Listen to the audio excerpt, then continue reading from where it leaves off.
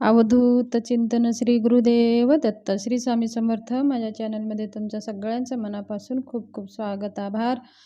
तुमचे सगळे चांगले इच्छा पूर्ण करू असे आपल्या गुरुचरणी वंदन करून आजच्या व्हिडिओला सुरू करूया. चला तर मग आज आपला विषय आहे गुरुचरित्र पारायण वाचण्याचे नियम कोणकोणते आहेत आणि गुरुचरित्र पारायण सुरू करण्याच्या आधी आपण हे 5 नैवेद्य कुणाला अर्पण करायचं आहे ते सगळं सविस्तर मी सांगणार आहे. जर तुम्ही माझ्या चॅनलवरती नवीन आला असाल आणि सबस्क्राईब केलं नसेल तर एकदा सबस्क्राईब करा. आणि सबस्क्राईब एकदाच करायचा असतो आणि प्रत्येक व्हिडिओला लाईक करायचं असतं. तर आतापर्यंत तुम्ही सबस्क्राईब केला नसाल तर सबस्क्राईब करा. आणि सबस्क्राईब केल्याने मी जे काही पुढचा व्हिडिओ येणार आहे, दत्त जयंतीनिमित्त कोणती सेवा करावी आणि दत्त जयंती पारायण, अखंड नाम सप्ताह ह्याच्यामध्ये आपण कसे पारायण करावे सगळी माहिती मी देणार आहे. तर तुम्ही एकदा सबस्क्राईब करा आणि प्रत्येक व्हिडिओला लाईक आणि जरूर करावे. चला तर मग आज आपण गुरुचरित्र पारायण ह्या नियम जर तुम्हाला पाळून गुरुचरित्र करायचं आहे, हे नियम पाळणं शक्य होत नसेल तर तुम्ही गुरुचरित्र पारायण करू नका. कारण का ते जे नियम खूप कडक आहेत. आणि गुरुचरित्र हा साधारण ग्रंथ नसून हा एक 5वा वेद मानला गेला आहे. म्हणून आपण ह्या गुरुचरित्राचे काही नियम आहेत, ते कोणकोणते नियम आहेत ते मी आता सगळं सविस्तर सांगणार आहे. व्हिडिओ पूर्ण पहा, स्किप करू नका. श्री दत्तात्रेय महाप्रभूंनी नामधारक अतिसामान्यांना गुरुप्राणित मार्ग मिळावा म्हणून श्री गुरुचरित्र सांगितले आहे. श्री गुरुचरित्र हा एक 5वा वेद मानला जातो. श्री गुरुचरित्र हा साधा ग्रंथ नसून ते देवी शक्तीनं भरलेला सिद्ध मंत्र स्वरूप महासात्विक व व्रत ग्रंथ आहे. श्री गुरुचरित्राचे पारायण हे अंतःकरण शुद्ध असताना केले जाऊ शकते. शास्त्रशुद्ध पद्धतीने सप्ताह करण्यासाठी खालील काही नियम आपल्याला दिलेले आहेत. श्री गुरुचरित्र सप्ताह करताना प्रारंभ शक्यतो शनिवारी व सांगता शुक्रवारी करावी. कारण शुक्रवार हा नृसिंह सरस्वती महाराजांचा निजनंदाचा दिवस आहे. आणि आता दत्त जयंती सप्ताह हे 20 डिसेंबरपासून सुरू होत आहे, तर 27 डिसेंबरपर्यंत दत्त जयंती सप्ताह समाप्त होत आहे. तर आपल्याला आता दत्त जयंतीनिमित्त 20 तारखेपासून ते 26 तारखेपर्यंत आपल्याला वाचन करायचं आहे आणि 27 तारखेला सांगता करायची आहे.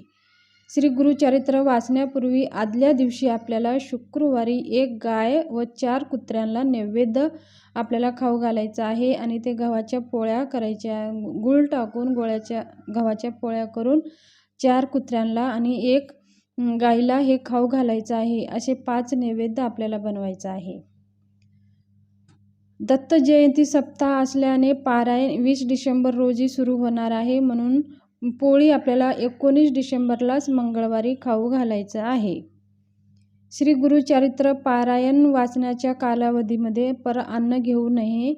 आपली आई, पत्नी व बहीण यांच्या हाताचे अन्न खाण्यास काही हरकत नाही. उपवास करू नये. दोन्ही वेळेस एकच धान्य फराळ करावा.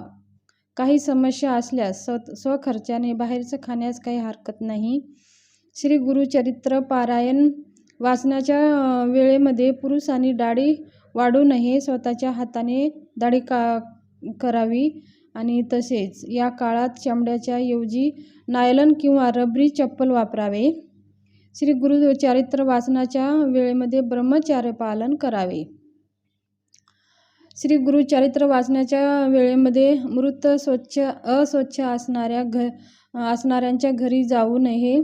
अंत्यविधीस जाऊ नये. स्वतःच्या कुटुंबात जर मृत स्वच्छ आले किंवा ते आपल्या घरामध्ये असे अचानक घडले तर त्यावेळी गुरुचरित्र पारायण दुसऱ्याकडून हे पूर्ण करून घ्यावे. हे अर्धवट सोडू नये. श्री गुरुचरित्र पारायण वाचण्याच्या वेळेमध्ये मासिक पाळीविषयी अस्वच्छ सांभाळावे आणि वेळोवेळी गोमूत्र आपल्या घरामध्ये शिंपडावे. दत्त जयंती सप्ताहामध्ये कालावधीमध्ये आपल्याला सकाळी व संध्याकाळी श्री गुरुचरित्र पोथीस नैवेद्य दाखवून आरती करावी. रोज रात्री झोपण्यापूर्वी श्री विष्णू सहस्त्रनाम वाचावे. असे केल्याने आपण गुरुचरित्र वाचण्यामध्ये जे काही चुका झालेल्या आहेत ते आपल्या चुकापासून आपल्याला माफी भेटते. श्री गुरुचरित्र वाचण्याच्या प्रत्येक दिवसामध्ये किती अध्याय वाचावे. पहिल्या दिवसामध्ये आपल्याला 1 ते 9 अध्याय वाचायचा आहे. दुसऱ्या दिवशी 10 ते 21 अध्याय वाचायचा आहे. तिसऱ्या दिवशी 22 ते 29 अध्याय वाचायचा आहे. चौथ्या दिवशी 30 ते 35 अध्याय वाचायचा आहे. 5व्या दिवशी 36 ते 38 अध्याय वाचायचा आहे. 6व्या दिवशी 39 ते 43 अध्याय वाचायचा आहे.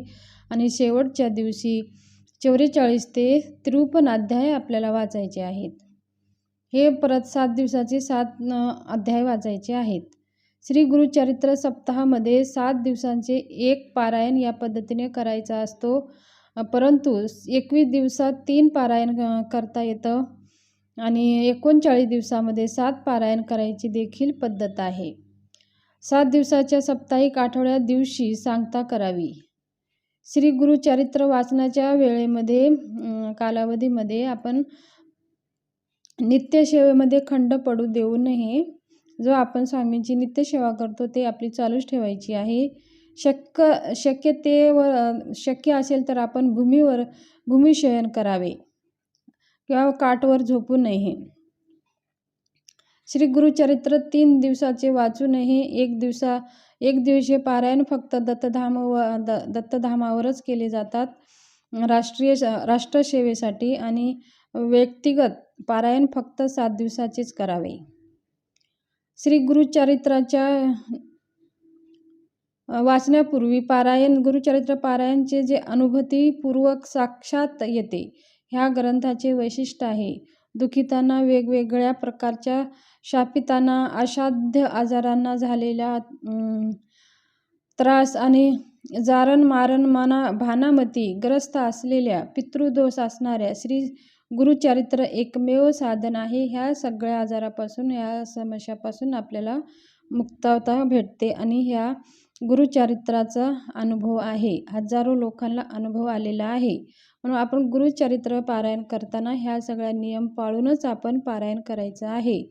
समजा अचानक आपल्या घरामध्ये अडचण आली, कोणा मासिक पाळी आली किंवा आपल्या घरामध्ये अचानक संकटे आले, तर आपण हे गुरुचरित्र कुणाकडून तरी वाचून घ्यावे जे स्वामी सेवेकरी आहेत.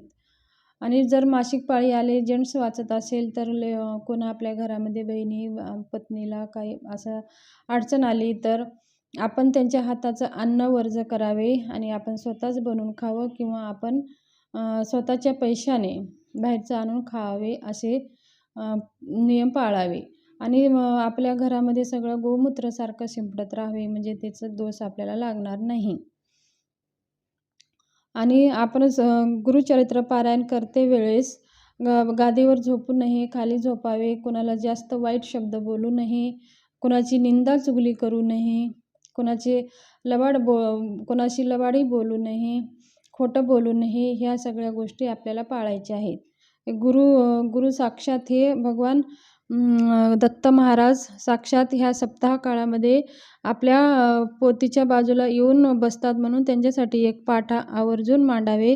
तुम्ही घरात असेल तर एक पाठ दत्त महाराजांसाठी आवर्जून मांडावा. तर ही माहिती कशी वाटली सबस्क्राईब जरूर करा.